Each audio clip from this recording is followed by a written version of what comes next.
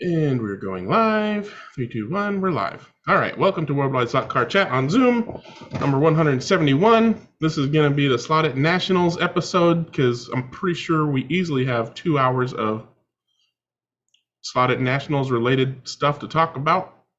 And Jim is raring to go, but we're going to hear from Jim and probably some from Dewan and Eddie Shore and myself, and I'm sure there will be lots and lots of questions that people will want lots and lots of answers to. So if you want to make sure you get in line for presenting things, sharing things, whatever, raise your virtual hand. You can do that by tapping the screen, then tapping more, and then tapping reactions, or if you're on a computer, tapping reactions, blah, blah, blah. It's in there. You'll find it. Otherwise, go like this, and I'll try not to miss you. Gio's waving his hand. Go ahead, Gio. No, he's saying raise your hand. I don't know what he's saying. Anyways, moving on. Jim, go ahead. Okay, we had a great time last week, and when I was down there, when Greg got there at about probably the second day, I go, Greg, my show and tell, I'm beating Wayne's record. Good luck.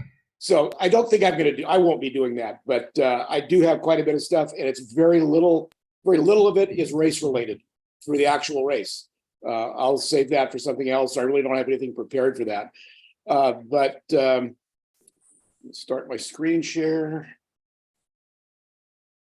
Jim, if you'd not offered that information, I was ready to ask for it because I did note the name drop that you sent me, and I was awaiting your new record-setting presentation. Well, I'm working on it, so we'll see how long. Let him do it, Wayne. Let him do it. I look forward to it. Obviously, we're talking about the Slot.it USA Nationals Electric Dreams. It's probably Ian said it. I will echo his sentiment. It's the best slot car race in the world, bar none. And we've been to a lot of them. A lot of it has to do with Marco and Electric Dreams. Scott Bader, the owner of Electric Dreams, obviously is funding a lot of this, and then Maurizio from Slot.it. So we just had an absolutely spectacular time. And this is kind of what it's all about, but that has nothing to do with what I'm going to talk about. Excuse me, something went down wrong right before I got online. We're down there to race, and that's the whole purpose of the event. It's a race, and it's a very competitive race. But for me, it's been the people. Maurizio comes over from Italy. He's been over here the second time. He's headed up to Monterey for Car Week this week. He's probably up there now. So he's having a great time. He's put a lot of time and effort into this, along with Marco, making this just a spectacular event. So like I said, it's the people. I enjoyed the people more than anything. I got to meet people that I feel like they're friends, but I've never met them in person. Dewan and Greg, obviously. And we hung out a little bit, had dinner a couple times with Dewan and Greg. And so meeting them in person, is obviously a privilege, and it was just absolutely awesome. I met Sasha. This is where the new stuff's coming from. Sasha, I think she's 6 years old. There's a video on my YouTube channel about her. She has her own slot car channel on YouTube. It's called DNA Slot Cars. Go over it, subscribe to it. She does unboxings and things like that, along with her dad, obviously helps her, but it's her channel. So this was one of my new friends that I met, and she's just an adorable young lady. From adorable young lady to the opposite, I met Travis. Travis isn't on, is he? No. Okay. That slot car guy. I ran into him. He recognized me, which I was surprised. For my channel, I recognized him. We hit it off. This guy is an absolute ball to be around. And you notice what he's got on there? In the racing, they're separated by heats, by qualifying time. So the fast six are in one heat, next six, and so on down the line. And the winner of each heat gets a plaque that says heat winner. Travis finished sixth in his heat. So I went over to Kristen, who works there, is always very helpful. And she and I put together the 6th place Post-it note for Travis for his heat. Loser. If you look on my YouTube channel, I've got an interview with him, and Rick Johnson was interviewing him actually while he raced. So I think it's a pretty funny interview if you want to check that out. There's lots, the reason I wanted to go up front and show and tell, because this is more of a show and tell than a race report. Maurizio is there. He's very open with the stuff. Not too often you see prototype stuff like this, and you get the handle that he passed all the cars around. So here's most of the new stuff that he was showing. You got the Matras, the Audi, there's a new Jaguar. I forget, is it an XJR or 11, Dennis? It's 11, yeah. Yeah, derivative of the 10, but it's a brand new mold, more or less. The Acura, a redesign of the Nissan GT3, the Oreca there. It looks like getting pretty close to a production. And so they were in the showcase, but actually when we did the track call, which he sat down with most everybody there and basically did an interview and Q&A and that type of thing. So very, very open with what he'll tell you about the cars and so forth. So here's some of the new cars. The Matras are new. So this is a brand new, not a brand new car. They've had Matras, but these are definitely different versions. You can see on the right, they're a lawn because they've got it's 3D printed, I assume, but they've got motor pods in them and they will actually run. This one doesn't have a guide in it, but another new car. And here's a little bit of closer detail of the two new Matras. So you got a short tail, and I don't know what they call the one in the back, but they're different versions of the Matra. So we've got some new That short tail is going to be a great car. I think so too. That's going to rival the Alpha and that, and yeah, it'd be a really good race car. And to me, personally, it looks better. I've never liked those long tail of anything. No, me neither. But the Matra just looks so long, and this has got that short, stubby, short track look, and I think it looks great. Wasn't the existing Matra a very good car already? Yes, it is. And that's why I say these ones are going to be just as good, if not better. The short tail, I think, is going to be magnificent because it has the same wheelbase, the same guide lead as the ones that we have already, which are very good cars. And as I understand it, these are not interchangeable with the existing Matra. I don't know. It's a different chassis. Yeah.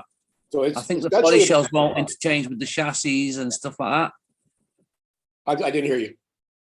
I'm sorry. I did watch the show and tell that on the Electric Dreams channel, and I think Maurizio was saying that the chassis won't fit into this, but the existing chassis wouldn't fit into this body, and vice versa. This is a new chassis, so essentially, it's a brand new car. The Audi, some of these have already been announced. The Audi has been announced. We got some close-up pictures of it. You can see it's a Sidewinder. Looks really good. This car, you can see, has been run. You can see from the braid, the car's been on the track.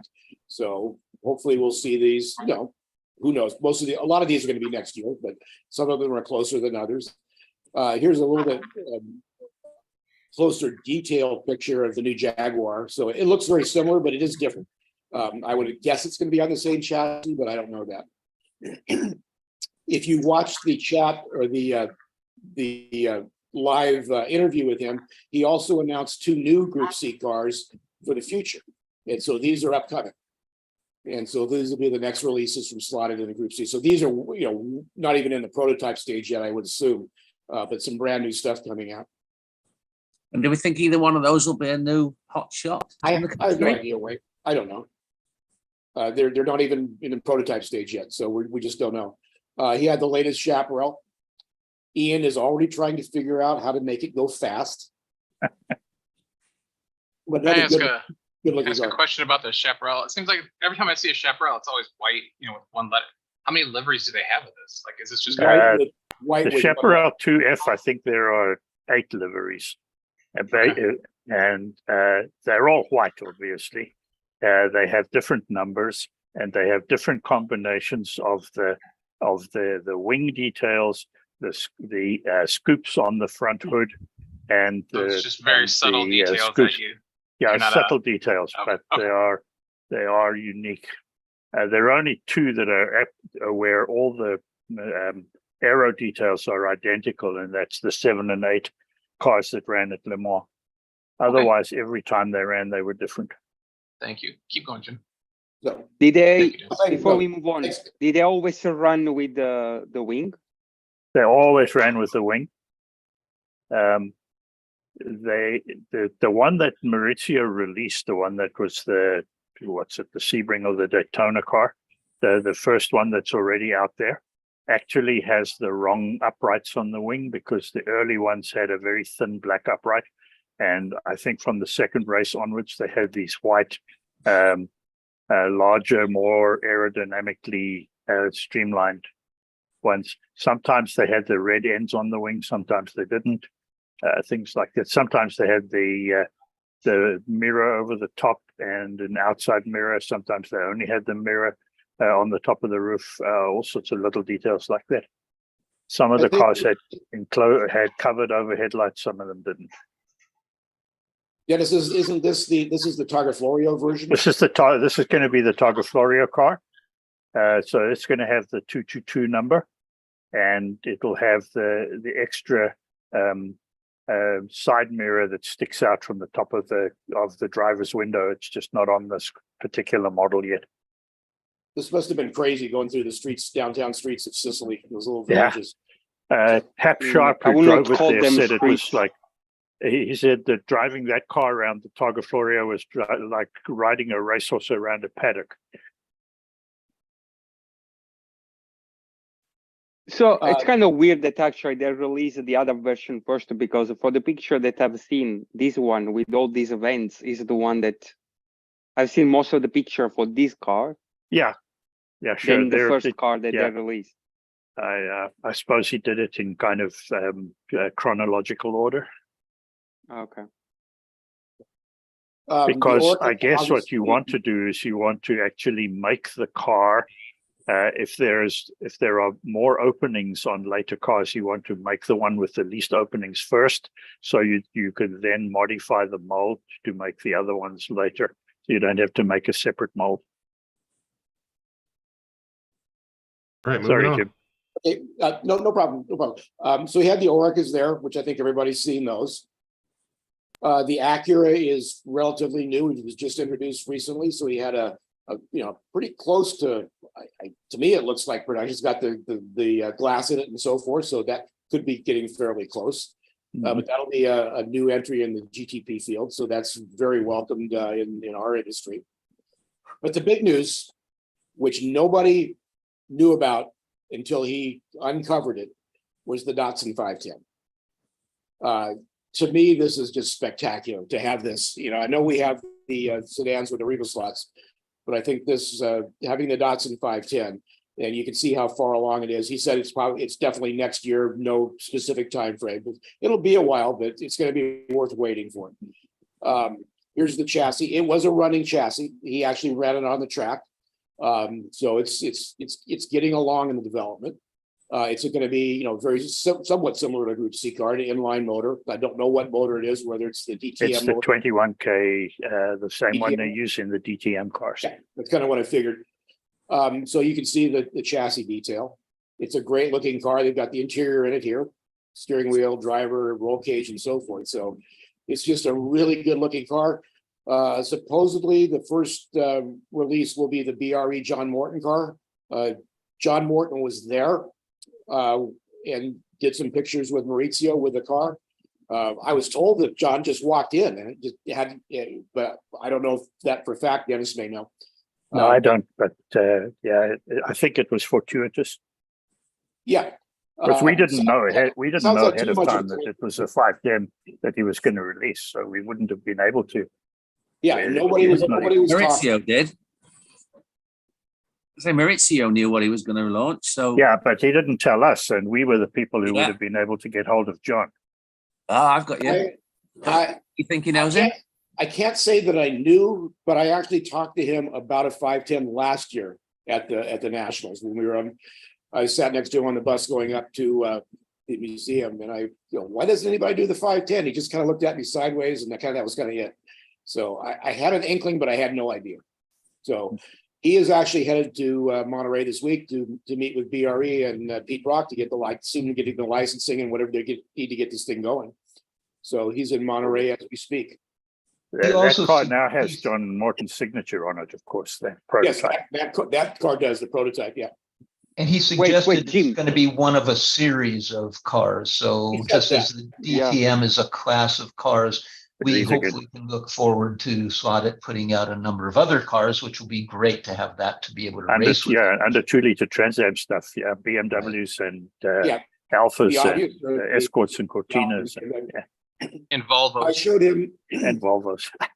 I showed him 2 liveries that I thought would be the best next livery for the 510. One being the Paul Newman car. Paul Newman raced not one of his first, but in the early days, and he raced for Bob Sharp as well. But there is a Paul Newman silver and black livery. The other livery I suggested to him was the NASCAR connection. If you're not familiar with the BRE cars, they had a guest car. And some of the drivers were Peter Gregg, Herschel McGriff, and probably the most famous was Bobby Allison. So Bobby Allison, good old NASCAR Bobby Allison drove that car in either 2 or 3 races as the BRE guest car. So I think that would be a great livery as well.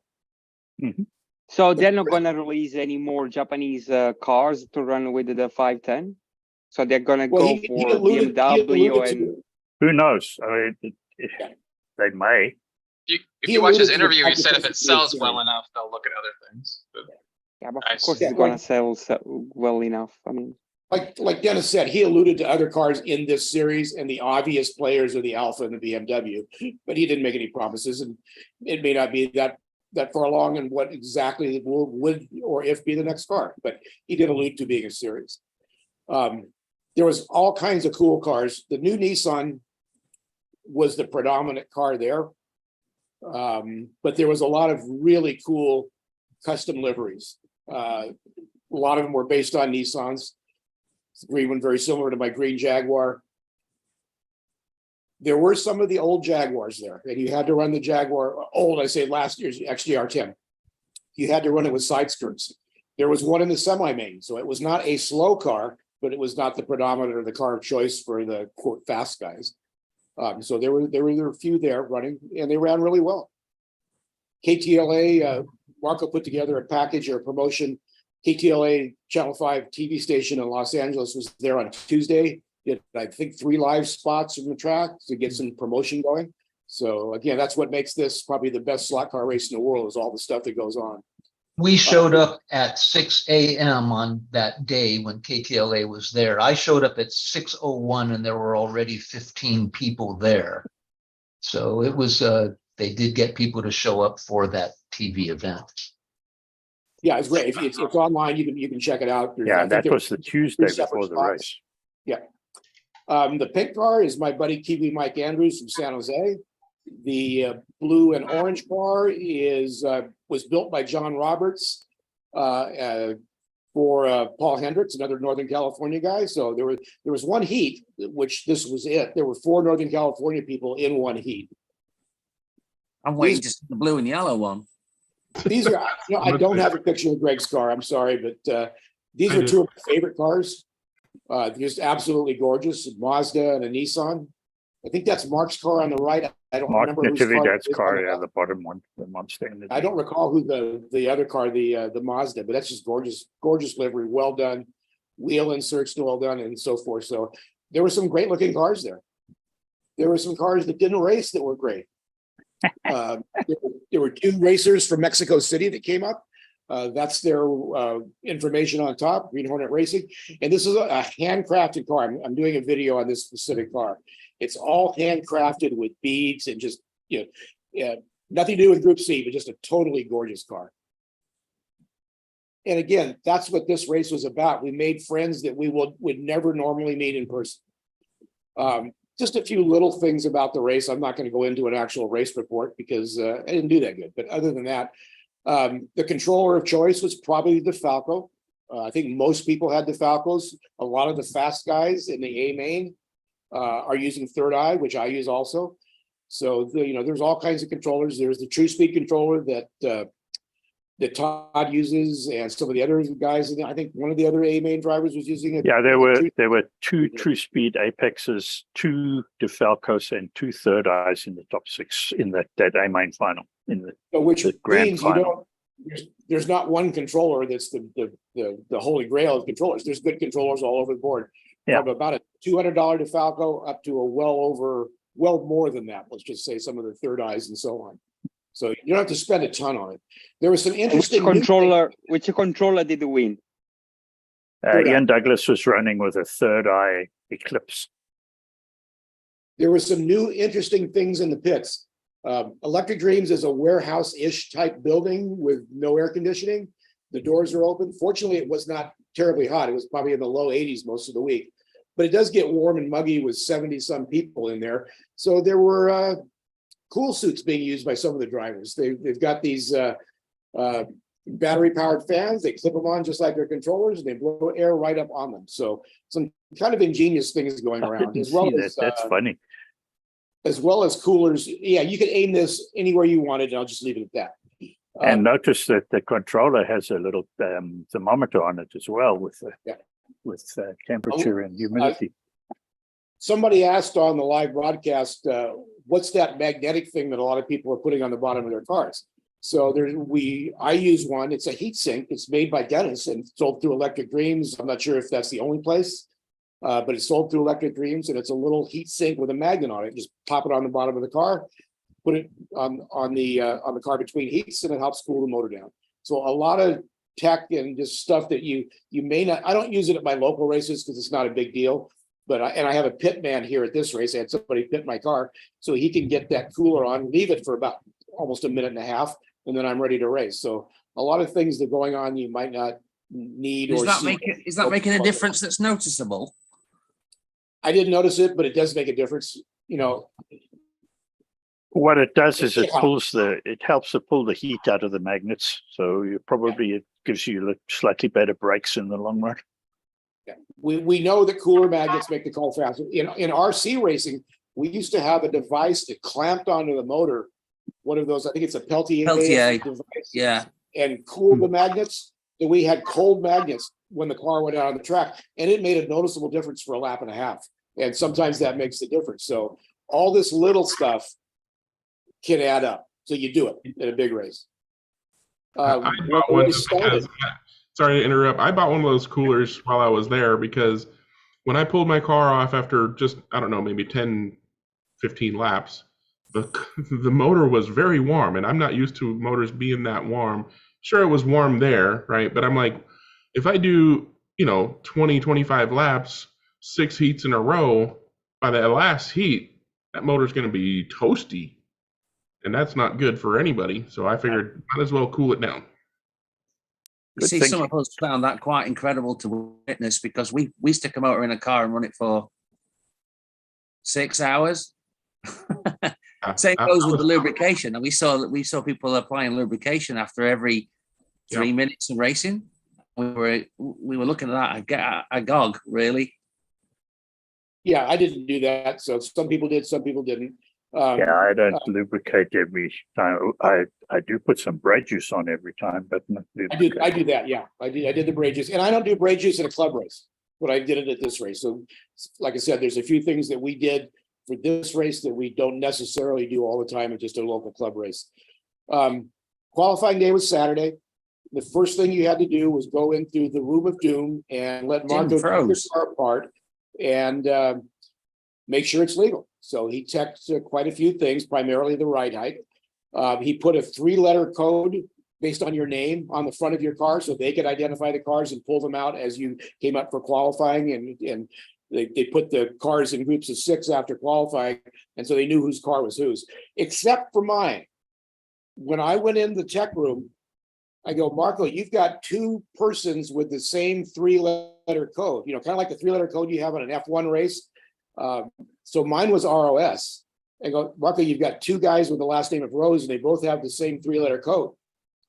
And he goes, no, I couldn't do that. And Dennis, what's the guy? The guy's name with him? I'm drawing a blank right now. Carlos said, Marco, yes, you did. And he goes, oh, I must be dumb then. So there's 2 of us that had the same 3-letter code ROS, and because of our last names. But the 3-letter, it's a little thing that makes it easier for them to move cars around. Because you're not touching the cars after tech. So if they have to move the cars or give it to you for qualifying, you don't just go up there and grab a car, because I would have grabbed a different car. So they know where the cars are and so forth. So it's a little thing that adds up to make this, again, I think the best race in the world. First thing up was qualifying. And we had 60-some people qualifying. So qualifying took a couple hours. Who's that handsome drink of water in the middle there? Oh, stop it. I don't know. We had 72 people entered, but there was a few people that had to cancel. So I think, how many do we have actually? There were 61 who qualified and 64 that raced. So the qualifying just set you in the heat based on top six in one group, next six, and so forth. If you didn't qualify, you were in the last group. And there was, I think, 4 people in that very first last heat, or the first heat that actually ran. And a couple of the fast guys, Al and Tim Pereira, were in that group because they couldn't make qualifying. They both did well. Al put a lap total down that got him in the semis. And he was the overall leader for a long time throughout the day. So you didn't have to make qualifying to do well. It would help, obviously, but you didn't have to. And so qualifying is 1 minute. Your fastest single lap is what you get. That wasn't great. You get 1 minute and it's a fast lap. And so qualifying can get quite intense. We had a new qualifying record last year. Jim, sorry to interrupt, but can you do me a favor and take what Greg just did and create a meme? Because that was brilliant. Oh God, no, don't. No. Somebody needs to. That's a great idea, John. Now there's going to be people clipping this little section out to make little clip shares. Thanks, John. Appreciate it. So John, it was 1 minute. Your fastest single lap sorted you into the heats. So it was pretty intense. Like I said, last year TQ was 6.11. The previous year, no, we didn't have a previous year, but the previous time we ran Group C down there as a fairly good event was the very first race I went to, the Christmas Enduro. I TQ'd at 6.5. Last year was 6.1. This year was 5.9. And theoretically, we made the cars slower this year because you weren't allowed to run the F1 size wheels and tires. So the cars got better, even though they were somewhat handicapped based on last year. So the technology is, or the preparation, I wouldn't say technology. Everybody has access to the same stuff. But the preparation is second to none. My car is there. I did a red and white Marlboro sort of livery on a Nissan on a white kit. This, I think, was one of the semis. There's the Jaguar of Baba Hooey that made the semi. And Todd and you. Todd's Dark Side, painted by Ian Douglas. Brandon Phillips in the yellow car. And I think one of those is Waltz, and I'm not sure who the other gray Nissan is. So that was one of the semis. Here's the A main, left to right, Rick Jocham, Ian Douglas, Todd Ullery, Eddie's on the line. Herman James, and the 962 by Cedric, who was, you can see there was 3 West prepared cars, which I'm pretty sure Ian did the paint on all those. I'm not sure what's underneath them. I know they worked together along with Todd. So it was basically 4 West / Todd Ullery cars against 2 Eddie's a Jab helps him, or they work together. So 2 Jab is Jocham and Baines, which is Rick Jocham and Walt Baines, so they formed the team. So it was, the team thing is getting intense. So this was the A main. So congratulations, first of all, Eddie, who's online with us, and everybody that made the A main. This is not related to the Group C race, but somebody put out a bunch of cars on the Polycar track, and it's Dennis. So I have a video on this. I'm not going to show that because if Dennis wants to show his cars, I'll let him. But these are all handcrafted cars. If you turn them over, almost every one is a full brass hand-built chassis. So Dennis, these are just spectacular. I'm going to do a video on these later in the week, hopefully when I get some more time. I've done so many videos this week, and I've got another one coming up today, which I'm going to talk about in just a second. So it was, I had more fun doing all this than I had with the race.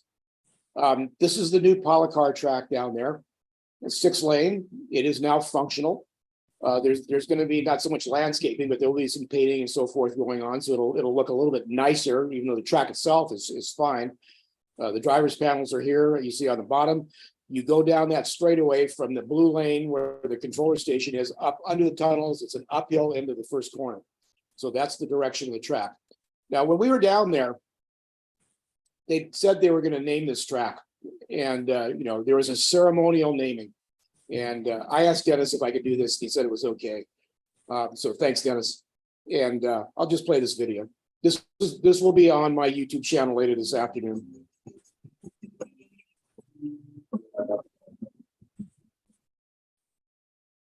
Most everyone knows that there's a brand new power car track at Electric Dreams.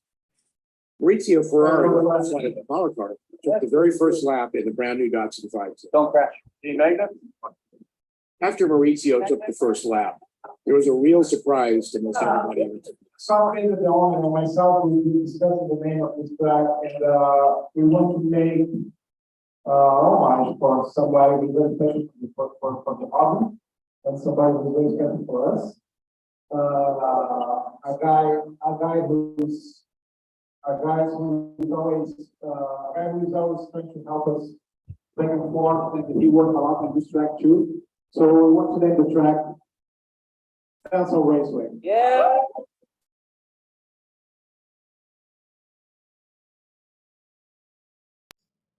Dennis. Oh dear, yeah. It was. Not worth it now. All right. Time to start putting magnets back in those cars.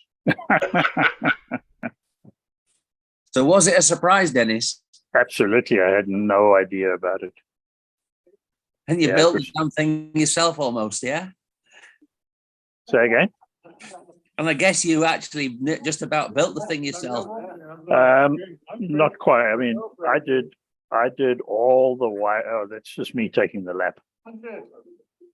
So I got to drive the 510 as well, and I can tell you now, it's going to be a sweet little car. And it's called Samson Raceway. I got a little choked up. Be honored to mention me, and there's a lot more than just me. Very well deserved. Thank you, sir.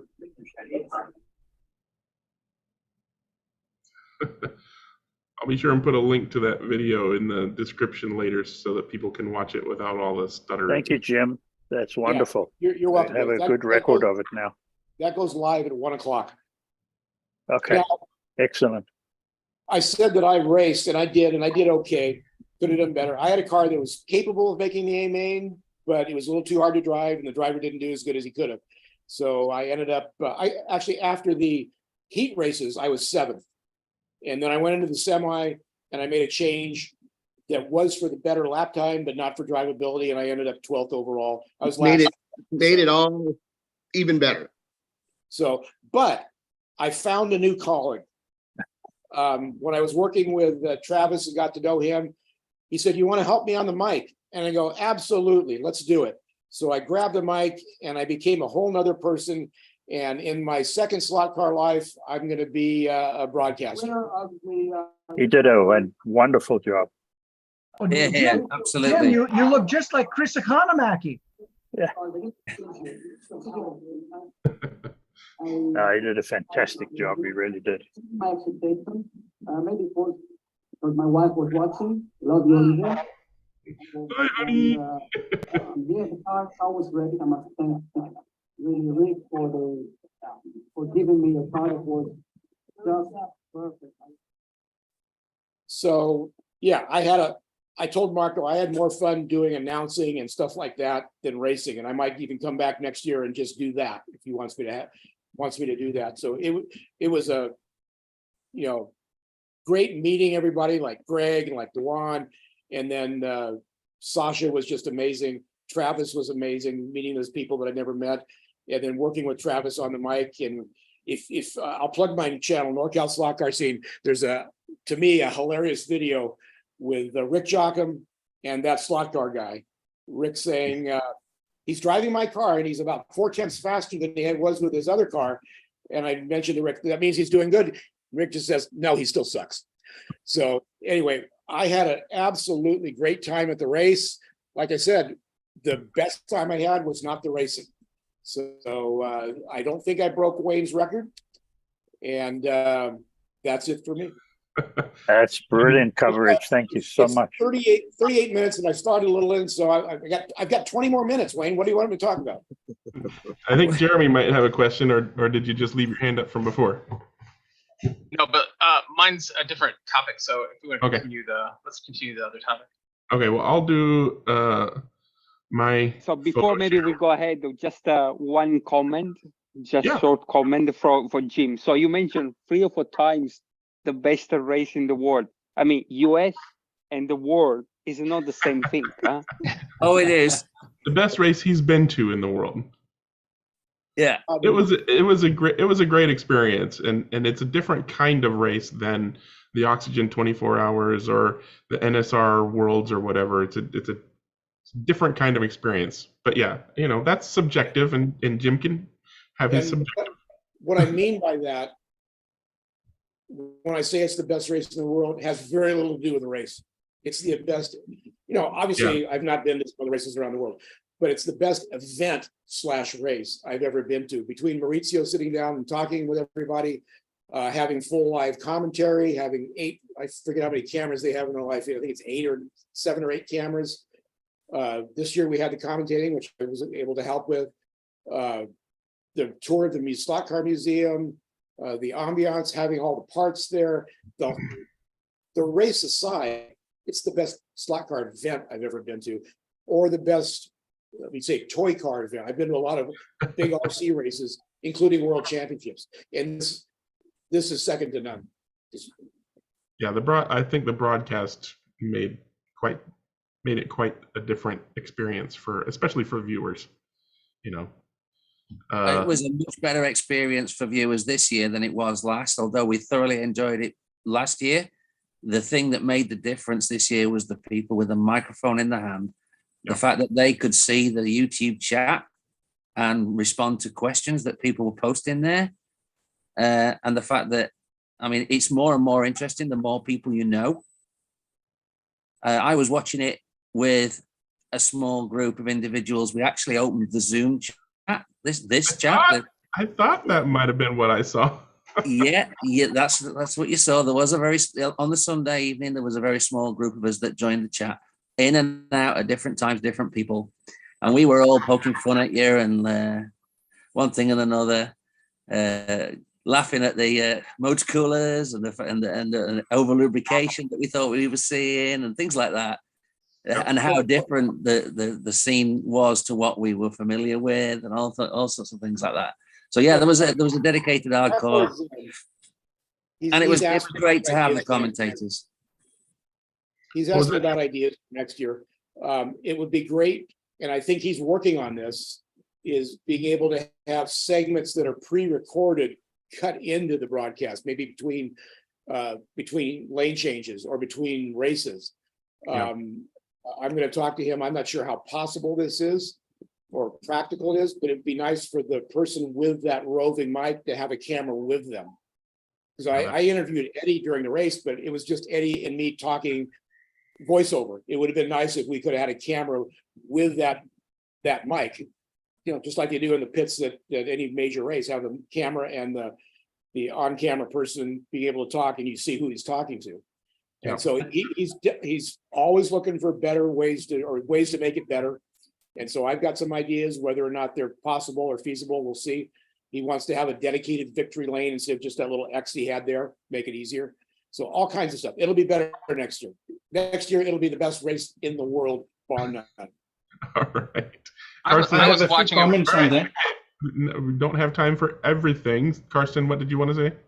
I have a few comments for that because it was a fantastic broadcast and I enjoyed it very, very much.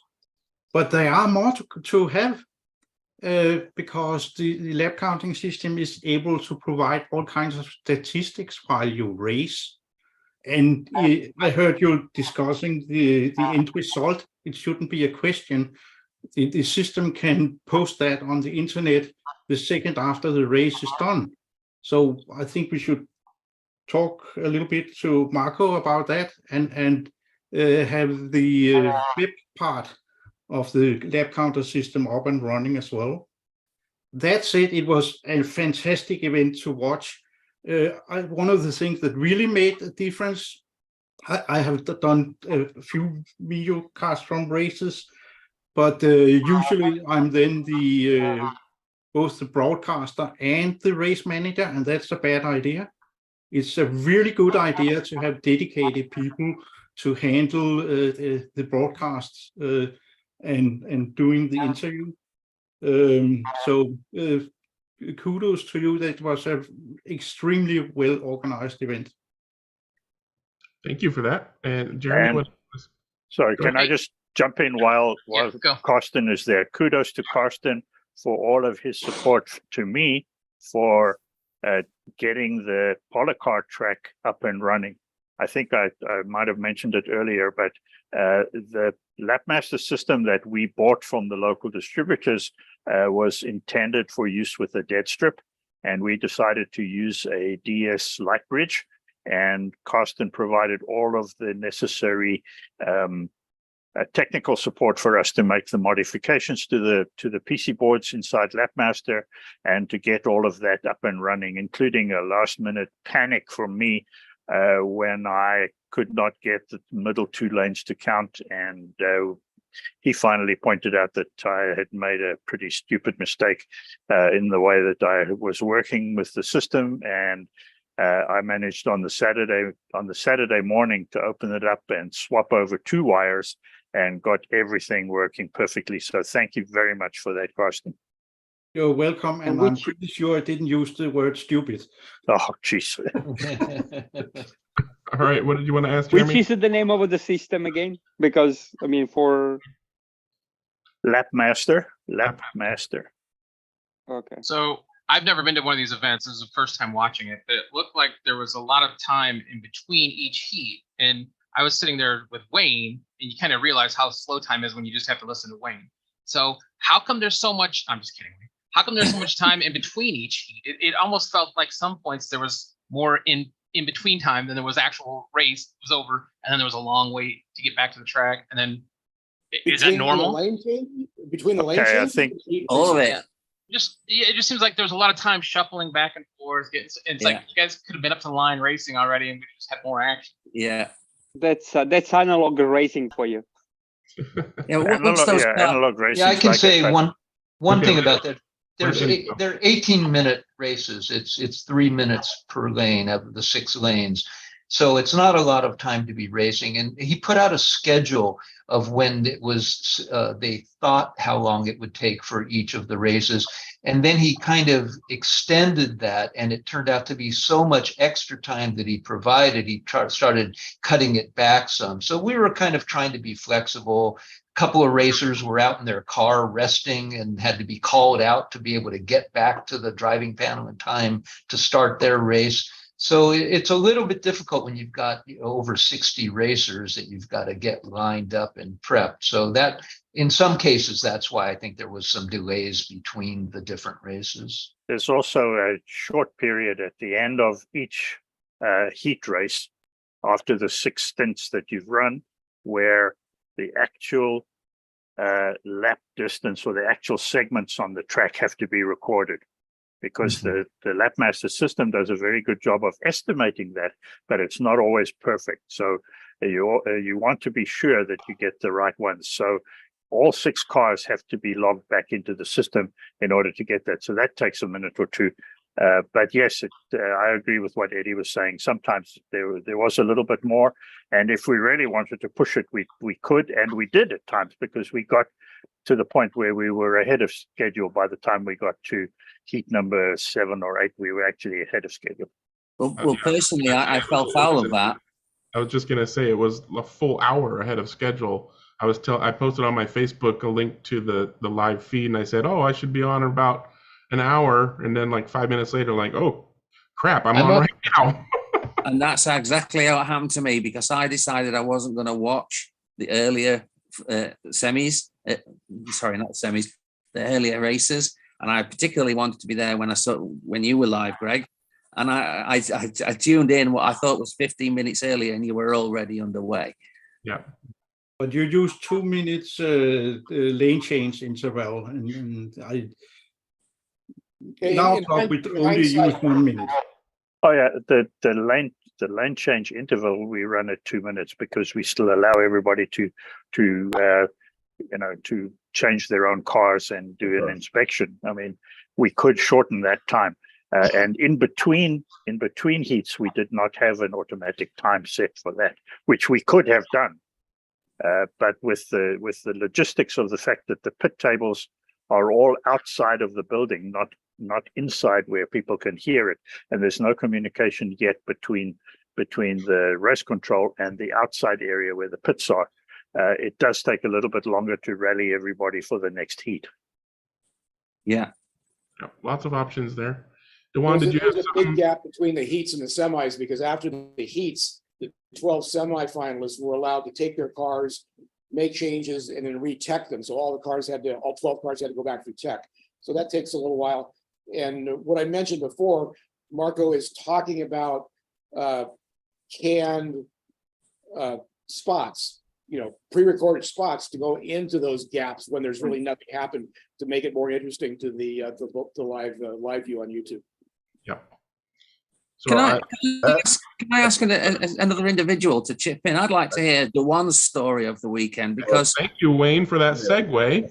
Oh gosh, I was about to say I have a short slideshow to go through, but Dewan, did you have something that was immediately relative to what people have been talking about? Well, I guess I could chime in a little bit. I did have a just brief talk with Marco about the equipment they're using, because unbeknownst to him, I was responsible for setting up and getting the live streaming operations for the National Bowling Association's live streaming broadcast of all of our tournaments. And so we had like a 6-camera system.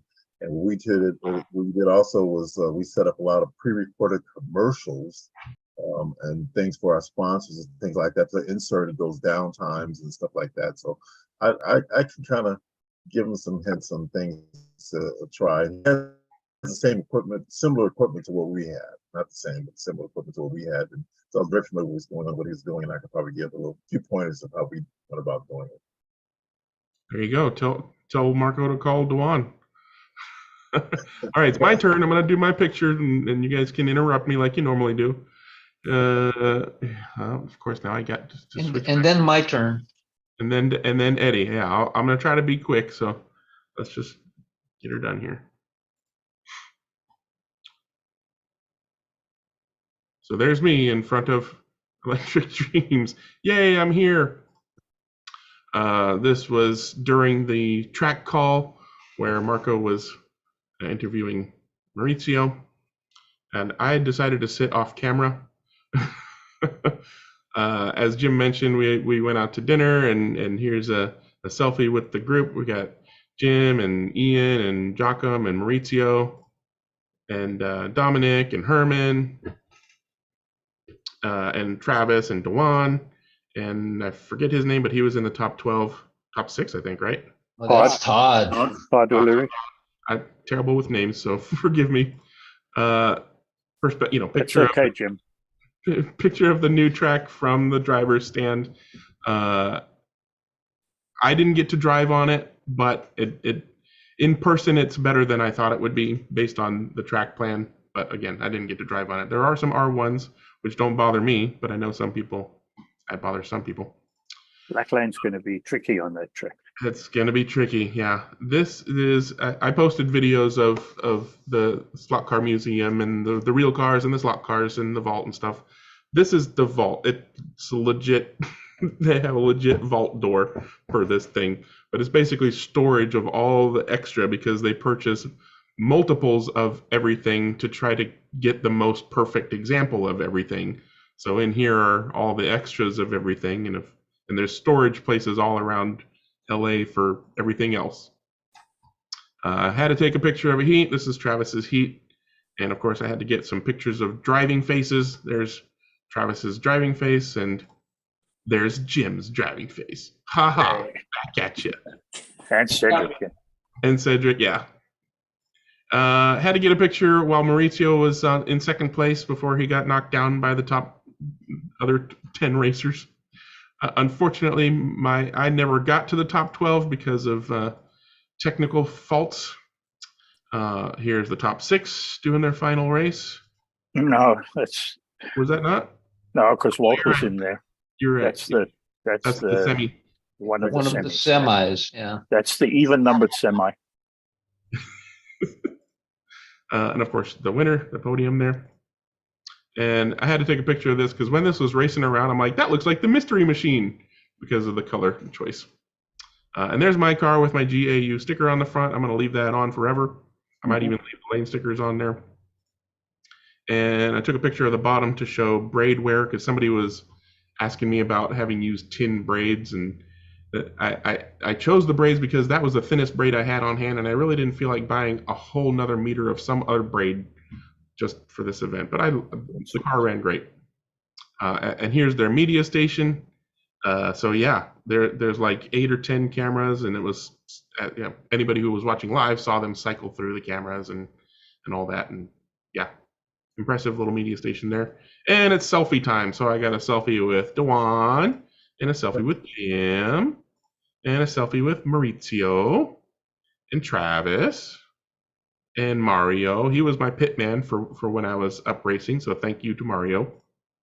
And Lance, who's obviously been on the slot car chat quite a bit, but hasn't been able to come because of work. He's now in the lower 48. Yeah, he can't come to the chat anymore because just not the right time for him. And this is Ronnie.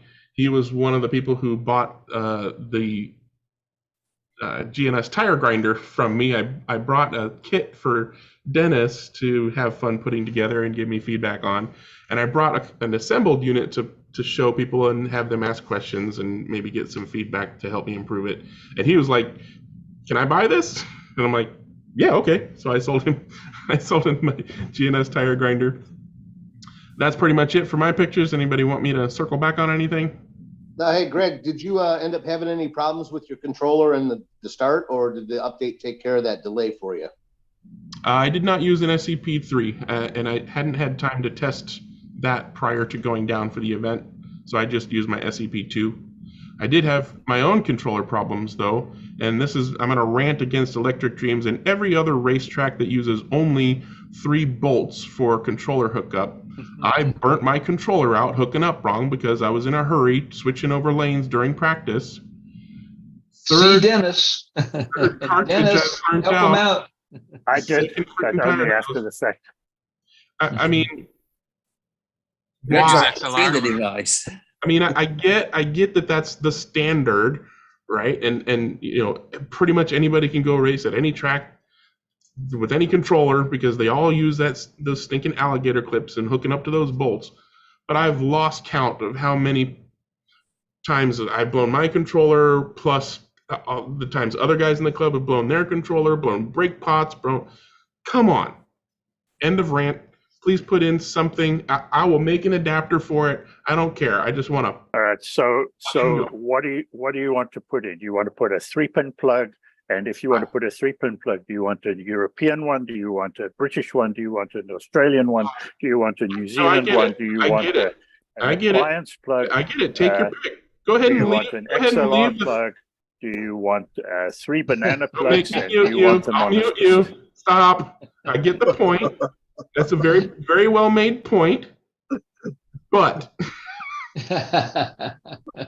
if you want to use alligator clips, that's fine. You put in whatever 3-pin connector you want to do, and I'll make an adapter for it when I come down to race. Personally, I prefer XLR. They are fairly widespread in the States. But you're right, there's other 3-prong control. But honestly, I don't care. I'm just tired of me and other people blowing controllers. Just because they can't hook white to white, red to red, and black to black. Yep. The human brain is a strange thing. We did have a controller just start literally smoking, and you could smell it from the other side of the room during practice. Yeah, Dewan, what happened? What happened to your controller, Dewan, during qualifying? To be fair, that was why I wanted to hear from Dewan. Yeah. Well, before I let Dewan talk about that, I'll let him talk about that if he wants to. But to be fair to Dennis, he has a great solution for the whole hooking up wrong thing. He makes this nifty little wire holder where you just I used one. Yeah, I used one too until I managed to break it because my wires are not long enough to go in it. But it's a great little thing, and I was happy to use that. Before or after you burn your cartridge? After, exactly. Of course. But, just something, just go click. It'll only plug in one direction. Just click, boom, hook yeah. Anyways, go ahead, Dewan. Well, how are you qualifying, Dewan? I saw you qualify live and something was clearly wrong. Yeah, Yes, let's talk about it, Wayne. So I had two SCP-3 controllers, and one of the controllers I got early on, and I had some anomaly with it that I kind of dismissed. It was just like not giving me full power, and I had tried working with it, and this is a couple years ago. I got it, and I was testing it out, but I just kind of ho-hum. Well, people, the users control my track. Since we rotate, everybody's going to use that same controller, and they're going to have the same penalty. So I kind of like dismissed it and just left it at that. Never really dug to figure out why it was running like I won't say half power, but not full power. That's what it boiled down to. And so I went down to Lucky Dreams and found out, because I use those controllers because I want them to run wirelessly. So I use my analog track, and I have as wireless transmitters and receivers, and I can roll around anywhere I want in the track and things like this. So it's really, really convenient to do that. And I went down to Lucky Dreams and I asked, can I use my controller, the wireless controller? And Marco looked at it and said, no, you can't use it. As you got to get it, you have to have it fully wired. And so I immediately bought a DeFalco. And as soon as I bought the DeFalco, I just kind of like chimed in and to Greg and said, you know what? Can I take the cartridge out of the receiver and put it into the handle and just make it fully wired? Would that work? And he said, yeah, it should work. And so I went and did that and plugged it in and put my SCP-3 in there, and it worked. But I had already bought the DeFalco. It's still in the box. I never even took it out of the box. So I started using the SCP. But okay, like I said, I had two controllers. So I took I did that to the second controller. I didn't take the one that I've always used at home that ran 3/4 of the power. And so using that controller, the second controller, it worked great. But that second controller also had a little anomaly that I never resolved either. I couldn't get it to work wirelessly, but I was able to get it to work wired with that by switching the module in there. But it kept having a little strange message on it that it was trying to program itself or something like that. Or I guess Greg knows some technical details behind it. But nonetheless, it was doing that all through qualifying, or through practice rather. And I noticed some weird glitches that was occurring while I was driving. It was just kind of like I'm going steady, and then all of a sudden just a little spurt of a pickup speed. And obviously that's not good when you're going into corners. All of a sudden you think you're going steady, and all of a sudden it just picks up speed for some reason. And it was causing me to be very cautious with it. And so we figured that since I never really resolved the little programming issue with that second controller, that maybe I should just go back to the first, get the other controller and put the module in it and try to get the second controller, serviced later. And I forgot about the fact that first controller was running just moderate speed for whatever reason. And when I put it in there just for qualifying, I had done my practice sessions with the second controller, and then with the first controller, and put made it not wireless but wired, and for just the qualifying round. And I went full throttle, and the thing's just barely going around the track. It was embarrassing, but hey, I got my fastest time was 9.0 seconds. But it wasn't a knob setting position or anything that was wrong then? Something different? It was basically both controllers had been in or were still in the trigger programming mode of the SCP, because you can remap the trigger points on an SCP-2 or 3 controller. The one that was going slow, I believe, had been in that mode and got programmed incorrectly. And the other one was still in the programming mode, though it allowed him to drive around the car, except it would, every once in a while, it would wig out and go at the wrong speed. So I nicknamed his controller the Tesla since it was in automatic pilot mode. Yeah. So as soon as that happened, I'm like, okay, I went to Mauricio and I'm like, okay, there's something wrong with that controller too. And so he basically reprogrammed the triggers for both of the controllers. So both of them were back to full function, and he had a functioning controller for his racing. Yes. That put him way down at the bottom of the qualifying because of that glitch. And how did you do in your race, Duan? Well, as I think someone pointed out, the because I had my fastest lap was 9 seconds. I was at the very bottom of the qualifying round, and so I was bundled with those that did not run the qualifying round. They were pushed at the bottom as well with me. So I ran with Al, and Al was the top guy for 80-90% of the race. So he was in my heat along with Brandon. Tim Herrera. Tim Herrera, he was in my Tim heat as Herrera. well. Yeah, but the bottom line is, in my heat, I did pretty good in the fact that I beat everybody the next 2 heats out. The next 2 heats, I beat everyone for those 2 heats. No, not everyone. I'm sorry. I beat everyone in the heat behind me. I was like 3 or 4 laps ahead of them, and then I beat 3 of the people in the heat behind that. So wow, I would going. Did you beat Greg? I don't know, but I don't think so. No, I don't think so. Yes, he did, in fact. Wait, he did? I won money. Yeah, he technically he beat me because of my car faults. I didn't see yours. What did you end up with? I'm like 60th place. It's way down there. So what we're saying here is that the one did more laps in 18 minutes than Greg did. That is correct. Wow. Because I had a broken wire for most of one of my heats, and then a lost screw for part of one of the other heats. So basically, I lost an entire heat worth of laps. My total laps was like 123 or something like that. So Dewan got more laps than me, so he beat me. Oh wow! I didn't. Can I finding that out? I just knew that's racing. That's racing, exactly. Okay. It's Can I time go ahead and Well, that's a big surprise. Because you know what? You would have done even better if the controllers, if we had just gone ahead and reprogram your controllers before you finished practicing and qualifying, because you're basically practicing with controllers that the triggers were all wrong with.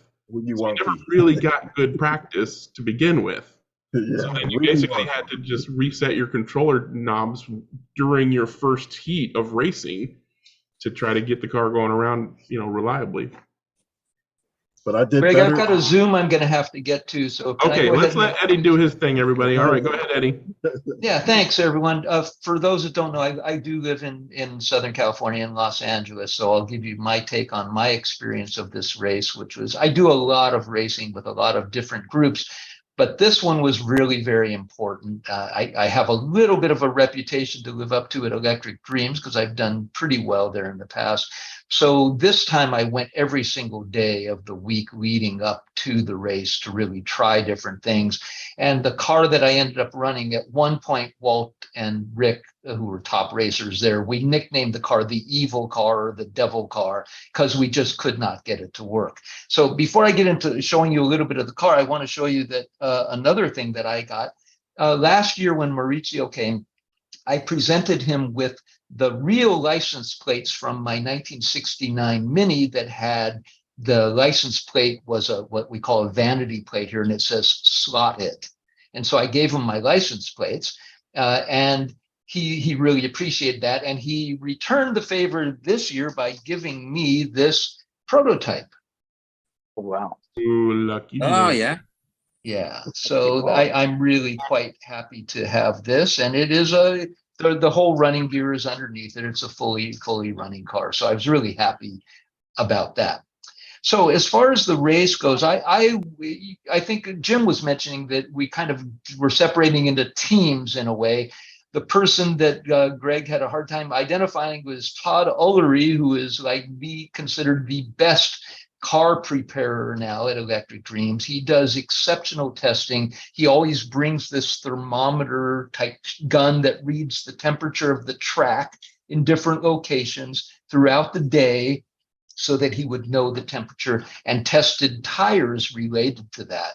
And it really turned out to be a tire game. And he was able to help Ian and Herman and one other, Brandon, who's from Southern California, to get the right tires for that particular race.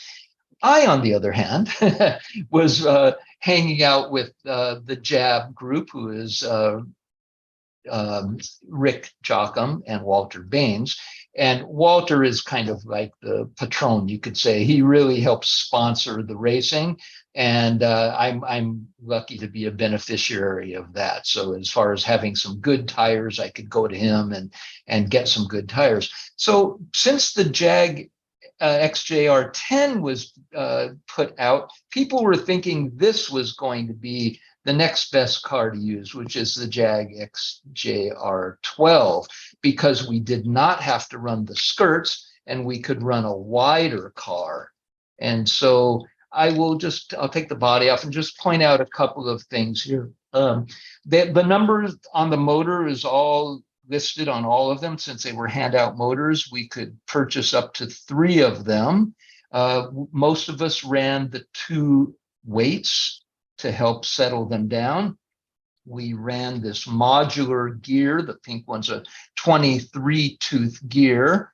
Some people ran the offset gear, which is not colored. And so Todd admitted to me he ran that gear just so people wouldn't know what gear ratio he was actually running. So people were keeping little secrets. You know, we spent a lot of time figuring out how to hook up the wires so that we could get them to not rub the body and still return the guide. We ran a wood guide, which is pretty long. And let's see what other thing. Oh, we changed the screws so that we could get body float, or pod float, hollow axles, front and rear. One of the biggest changes that Todd suggested to me, he gave me a lot of hints, but he wouldn't tell me everything, and I'll mention one in a little bit.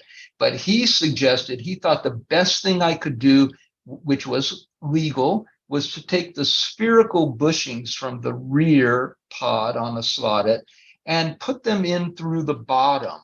And what that does is it limits the fore and aft movement of your axle, so that it gives you more stability. And then you can put the set screws through the top to set the ride height and the bottom.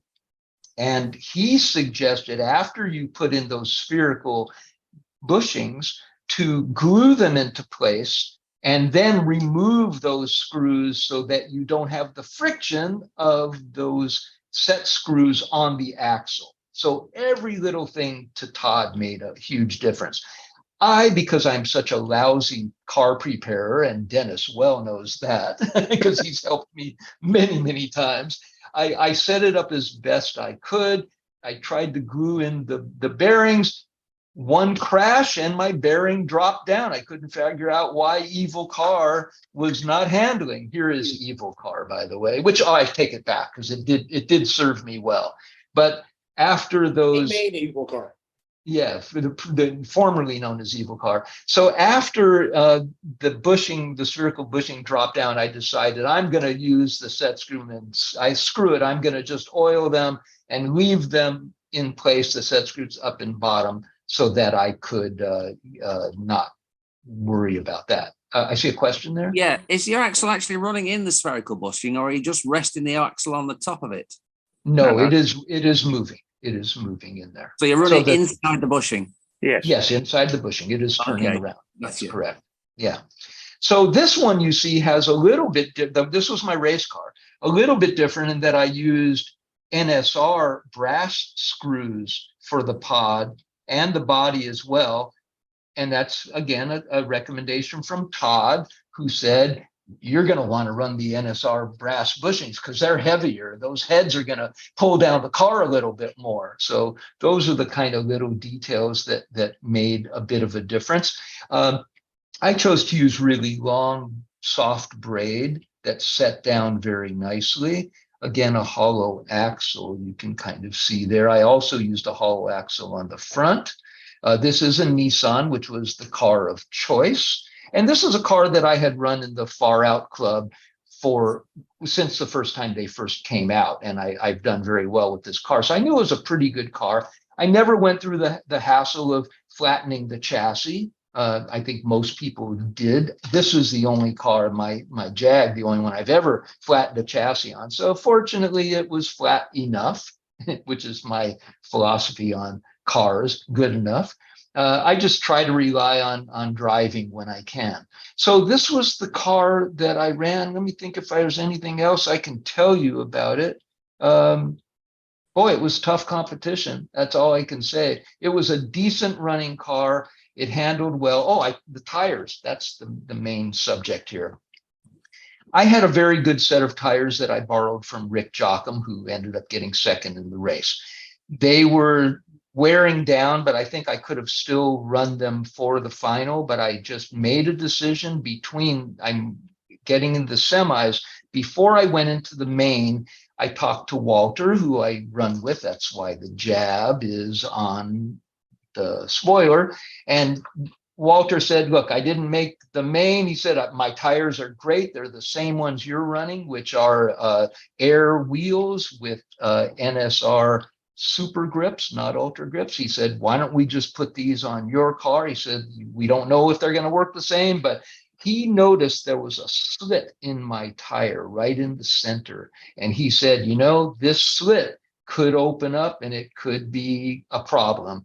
And I just thought, hey, I'm happy to be in the A main, in the main event. I'll be okay with it, with the new tires. I'll take a chance on them rather than the other tires. That was not a wise choice because when I look at the average of my lap totals, I did better in the previous races than I did in the final. And it's because the car was not quite as stable with his tires as they were with my own, even with the little slit. So I went ahead and did change them, and that was pretty much the race. What I saw after we were in tech, Todd then told me what he ran for tires, and it was really quite unique. He used the Scale Auto 25 Shore tires. And previously, we did our best to make our tires as smooth as glass and oil them up with NSR oil. His tires had grooves in them from the truer that almost looked like tread. So that was what those guys found to work, and that's what the West guys ran. And I have to say, I think Rick is the best driver out there. And I think if Rick had had those tires, I think you would have seen him be quite a bit ahead of the rest of the field. He did great. He didn't run the spherical bushings in his front axle because he just thought, I'm not going to bother with that. It doesn't move that much. But he's one of those guys that can rely on his driving. So let me just stop there. And I've never seen him drive as hard as he did in that main. That is true. Hey, did you ever see me drive as hard as I did? I saw pictures of myself. Man, I beat the fifth place person by, I think it was 4 feet. That was Todd Ullery. I was just happy that I was able to beat him, actually. I was really kind of surprised that I was able to get as high as I did. Yeah, I don't know if you noticed that. Todd had one bad lane. When he went to black, about 3 minutes in, his car was like on ice. So he picked up something on the tires.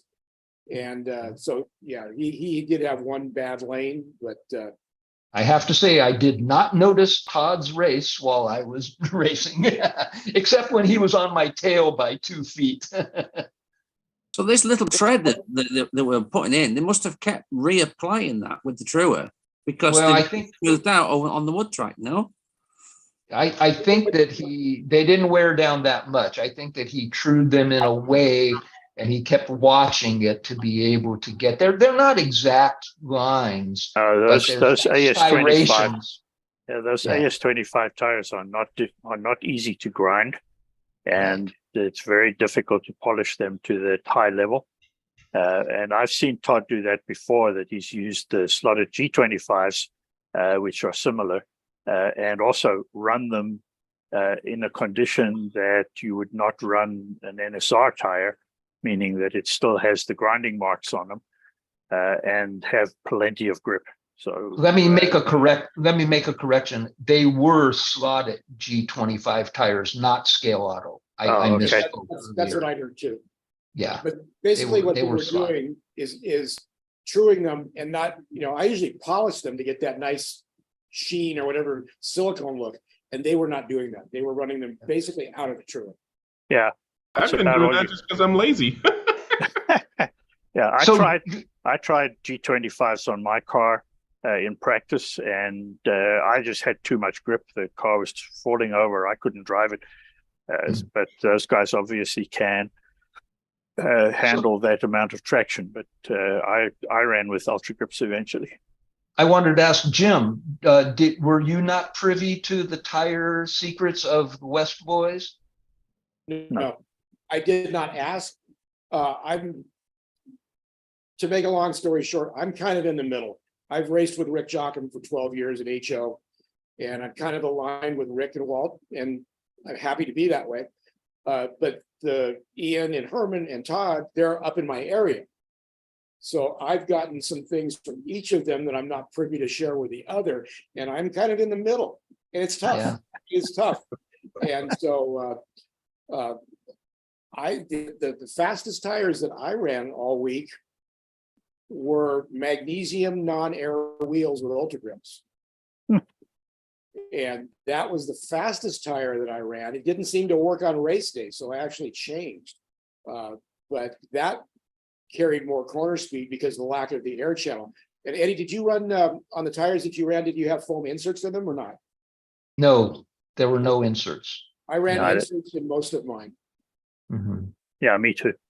The inserts seem to add a little bit, take away a little rolling resistance. They loosen the car up a little bit, which in my car, I was trying to free the car up because it had too Yeah, much me too. grip.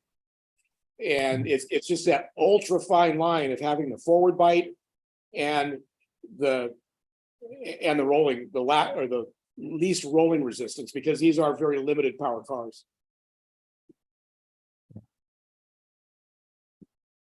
Guys, I've got to leave. So thanks for the chat, and thanks so much for everybody who did such wonderful coverage today. It was really good. So I'll see you next time. Dennis, Take care, very Dennis. well deserved. Very well deserved. Thank you. Yes. Congratulations on Samson Raceway. Congratulations. Oh, thank you very much. I appreciate it. I was pretty overwhelmed with that and still am.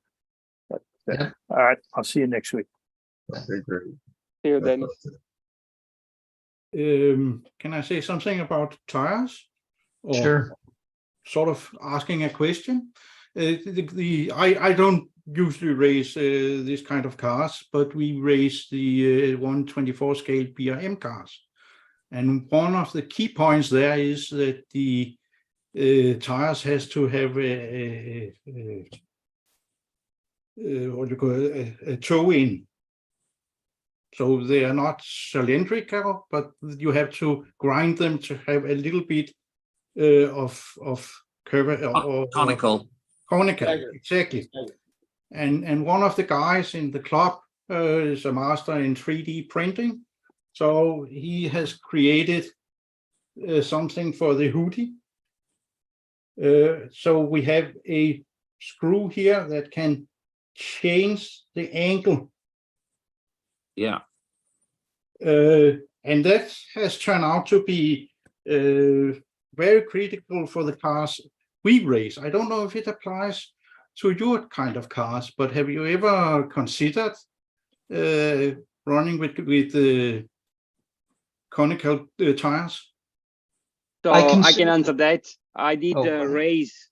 I've been on wood with the conical tires for a while before we moved before basically Thunder Slot with the tires and the air system came in, and I can say the air system and Thunder Slot or NSR tires, it's superior than conical tires on a full rim.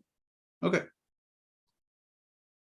In our far out club, which runs fairly stock tires, or we would run Ortman tires, there were a few guys that felt that they hit on the answer, which was to have a flat surface from the inside going out. And then for the last maybe 1/4 of the tire, they had it like curved, angled up.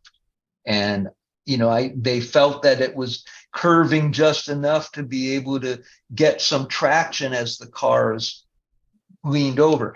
I never did that. I think most of my experience has been with this kind of race. Everybody says, make sure that your outside and your inside are slightly rounded, but not heavily. We just don't want them to be square on the inside or outside. No sharp corners. How did your tires work, Greg? Hey, thanks for asking. So I took I basically took Dennis's advice, and I got the Slot.it air wheels and NSR Ultra Grips, and I glued and trued them using my GNS tire grinder machine. And when I put my car on for practice, it was doing real well, and I was quite happy with it. It wasn't going to be I didn't go there expecting podiums of any nature. It was just a smooth running car, and I was happy with it. And then after a few minutes of practice, it started chattering like crazy. And I'm like, okay, let's take a look. And my tires were just coming right off the wheel, like I didn't even have any glue. So for future reference, GS Hypo is not an appropriate glue for metal wheels and Ultra Grips. Gio knew that already, but I didn't ask anybody. But it's okay. Even though, but it's okay. yeah, I mean, I'm not blaming you. I took a risk, but fortunately, Dennis was there to save the day. He re-glued my tires on appropriately, slapped them on his hoodie to make sure they were still nice and round, did not take them down to the diameter that most of these guys are racing with, a hair's breadth away from the minimum ride height. I was like 1.2 millimeters ride height. It was way up there, but it drove great. Of course, I am upset about the whole broken wire situation, and I hope in the future they do not require those stinking Slot.it connector on the wire thing, if only because the current manufacturer of those wires is a very stiff wire. Yeah. And I had to remove the tin tip on the guide end just so that it wasn't tinned, which is bad. It feels like the whole wire feels tinned. It's very stiff. It does feel like tinned wire. Yeah. But so I cut the tinning off, and then the wires were shorter, right? So it barely had enough length to go under the front axle, and then have a little bit of a curve to the guide. And I use the method that has worked very well for me, which is wire braid screw. So the braid is protecting the wire from being cut by the screw, but apparently that didn't work well enough, and I broke a wire. So I'm gonna bitch and moan about that a little bit because Is that exactly where it broke? What was that, Wayne? Is that exactly where it broke, where the grub screw sat against the? What, I haven't opened the car since then.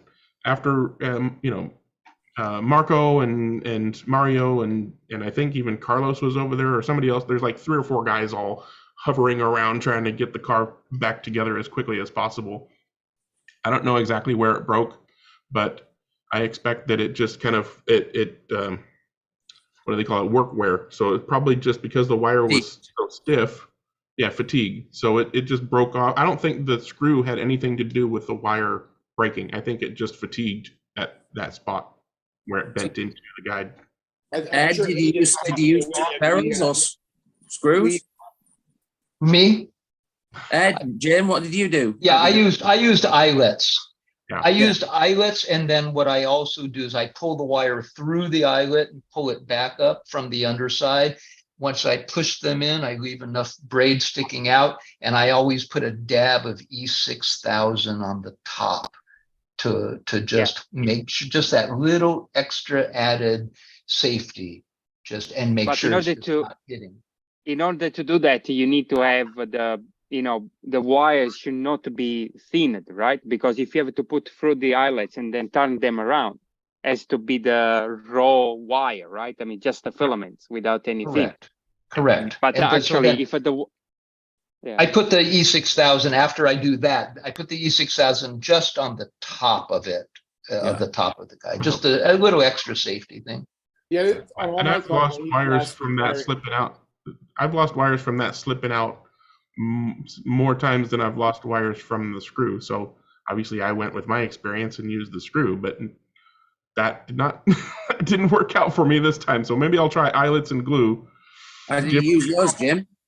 Yep. Well, on all my cars, and I think all of Rick's cars, we used last year's wiring harnesses because the wire was just terrible. Yeah, I didn't have any of those. If you, I don't know where they got those. They look the same as the ones they sell them 3 to a pack as a as a part, and the ones you buy as a part have the old wire in them, which is nice and flexible silicone. But for some reason, the ones that came with the hand-out motors were stiff wire, and so we just threw those away and went with the last year's of the ones we bought separately. And eyelets, Jim? I ran set screws on my car. I think Rick ran eyelets on his. I actually ran Rick runs eyelets for sure. Yeah. Guys, I'm going to have to take off. Thanks very much. And I will see you guys when I can again. Okay, take care. Thanks for coming in. You too. Bye. So the theme of the whole session is gonna be about the nationals. No, if you well, let's make sure. Does anybody else have any nationals related things they want to share or ask about before we move on? I just wanted to make one comment, and that was the fact that I went to the nationals with the mindset of getting a free ticket to the museum and had to race to get it. So that's why I had no problem with where I finished in the race. So I got what I wanted out of it, which is that museum trip, and that was well worth it. Yeah, it was pretty cool. I mean, the classic stuff does nothing for me, but it was still really cool to see the display with all that stuff. I kind of liked seeing the original Lionel Rail Racer set that they had, because I was an old train guy as a kid, so that was kind of cool. But yeah, I posted a video of me just walking around zooming in on stuff, and certainly not the same as being there, but close as you get. Juan, why don't you open the Revell Museum? I'm just short of one item. There's only one item that I do not have that I'm aware of that Revell released, and I literally could do that. I was asking if they had it, and it turned out that Philippe didn't quite know what I was looking for, which was kind of surprising. But I think I probably need to show a picture. He has a little hearing aid that he works on. Sometimes he couldn't quite understand what I was trying to say. But it's a electromagnetic lap counter that they put out. There's brochures on it, but I haven't seen a physical one yet. That's the only thing I'm missing out of my whole Revell collection. I'm just a little bit like that. My vault is nowhere near their vault. I don't think anybody's can be. No. All right, I think we're ready to move on to other topics. What did you want to talk about, Gio? So these beast here. Oh. 963. The Batmobile. The Batmobile. Yeah. Looks like a Batmobile. Yeah. Kind of. Okay, so I received the decals for this car from Decal Doc, a guy in Germany that does a good job. I mean, the decals, at least when you look at them, I mean, the printing material is very nice. So even they have like some decals in bare aluminum, and it looks really aluminum. It looks really, really good. So while I was painting the details, so if as you know, the front part of the car, it's the car comes in 2 pieces. So the front part is separate from the rest of the body, and I need to kind of do some detailing in black. So first I paint the car all white, and then I do mask it in order to do the front lights and some small details at the back. So I mask all the bloody thing, paint it, and then I was removing the masking tape, and the bloody thing cracked in 2 pieces. Just by holding it through, I was holding between my index and thumb, through, on the side of the wheel arches. And while I was removing the mask, then cracked. So I think it's gonna be a kind of weak point for this car. So if you're gonna race this stuff digitally and the marshal are gonna be over enthusiastic, I think it is something that can happen pretty easily, even if you have the screws attached here. Actually, you can even break the screws holder. Anyway, so bloody hell, I had to basically now work on gluing the thing together. So I use some thin plastic. So with the CA, I put on the one side and then put the piece together and use the CA on top of it to kind of create some material that I could sand in order to remove the crack. And here you can see at the bottom, I put some material, some of this support plastic on the main kind of part of the crack, and also some bits over here where there's this thin front part in the car. And then I proceed to basically start putting the decals on. I mean, it was soon apparent that basically the decals were not designed for the scale auto car. I think it's kind of maybe they come for the 124 car. I mean, Tamar knows a bit more about this. So there is 124 version of this car, and I think maybe the decals were designed for that car and then just scaled down to 132, but not for these specific body.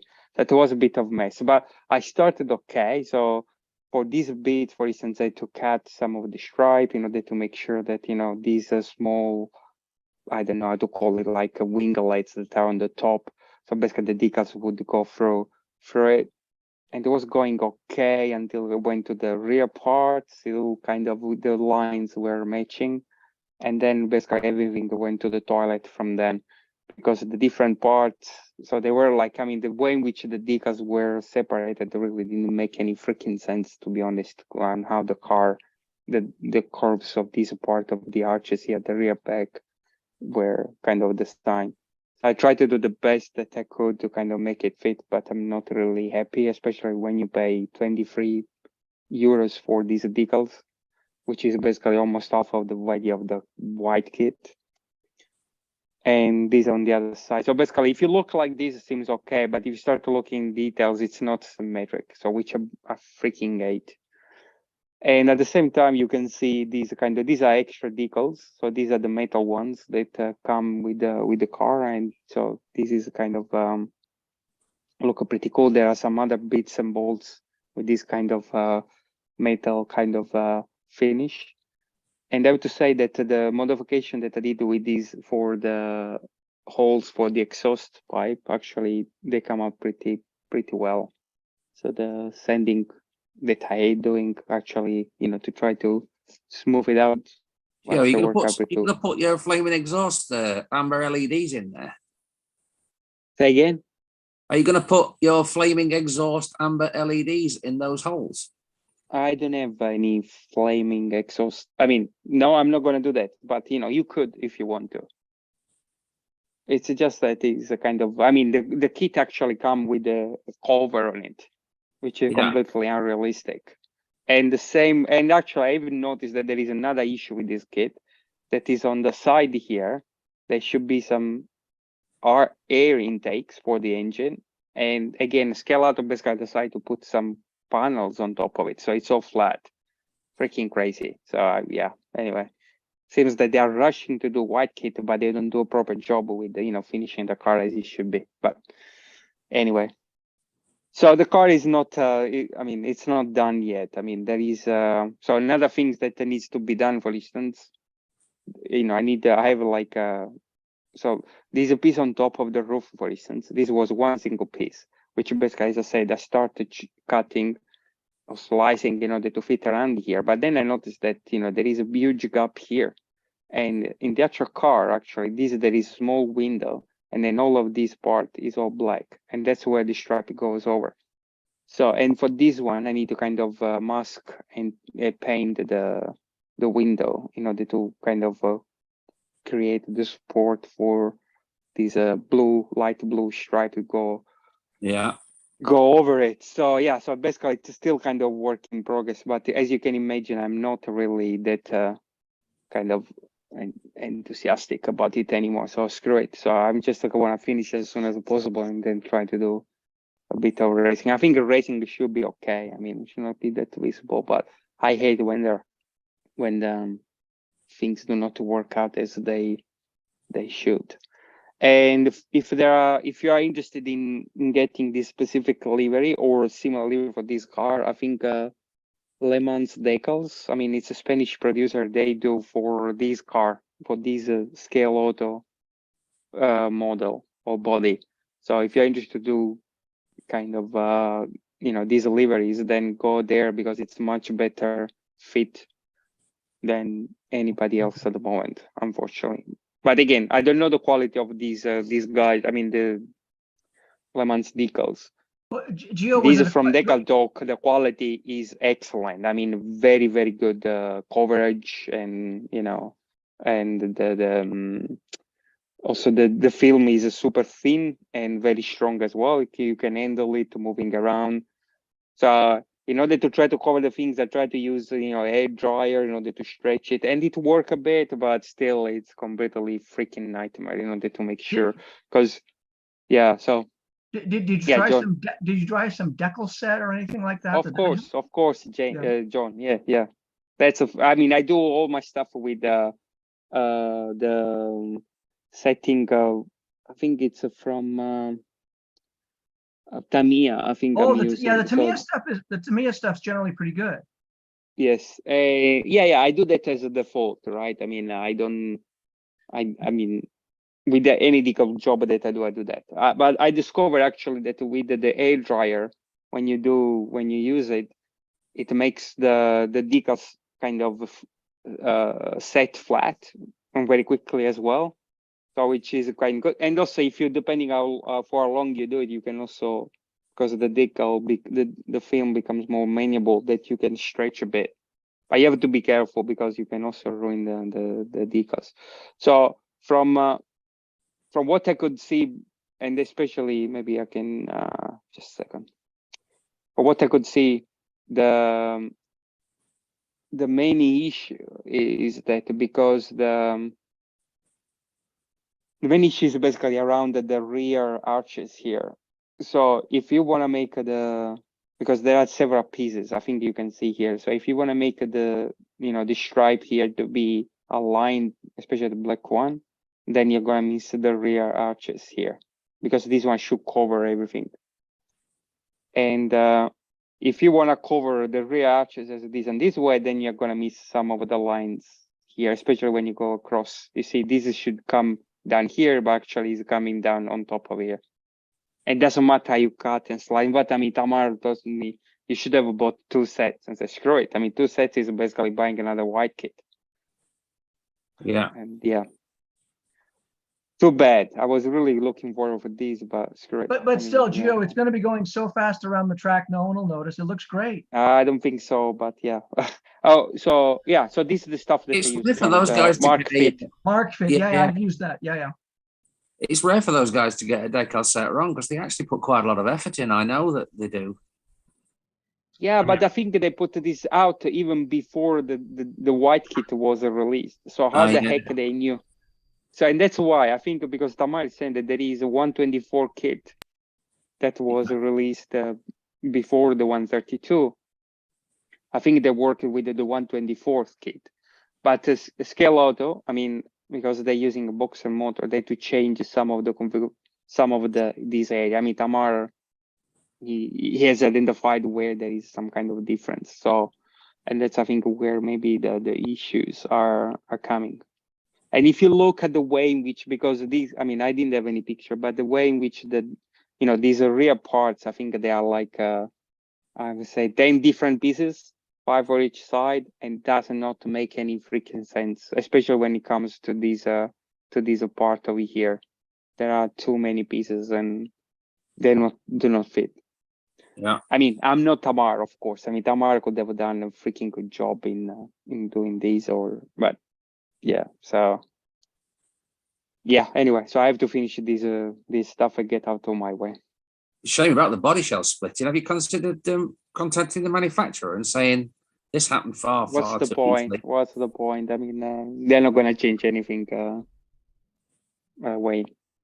Maybe. So just to be careful. Yeah. Nah, I mean, yeah, I don't think they're gonna change anything because it needs a new mold, man. So do you think that they're gonna? I mean, they don't care. Oh, you may have had a bad one. No, Goodness. I don't think so. I don't think so. There was no kind of any visual sign that this stuff was gonna crack there. So it's just like it's a very thin plastic. It's a very thin plastic, and so as I said, if you have a washer that is gonna grab your car, from the top around there, that's gonna be snappy pretty soon. All right, Okay. Jeremy, what would you like to talk about?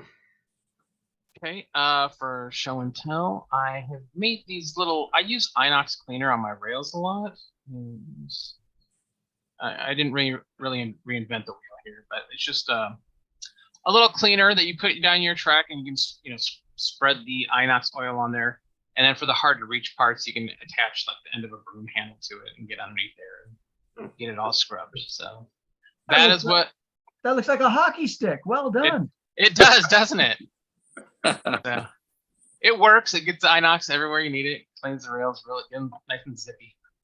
Are you using the moleskin like I do for mine?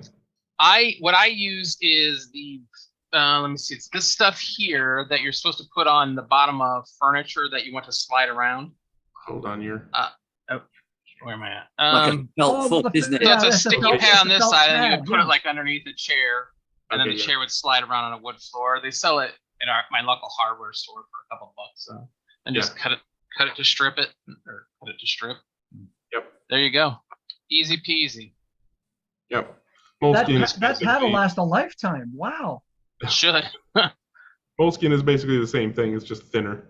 Is it? Okay. But yeah, that's a good idea. Show me again that stuff, Jeremy. Show me again the piece. No. The white stuff that you created. I mean, the cleaner. Oh. Okay. No, okay, on the side. So that's a huge length of the guide. I mean, how you go around corners?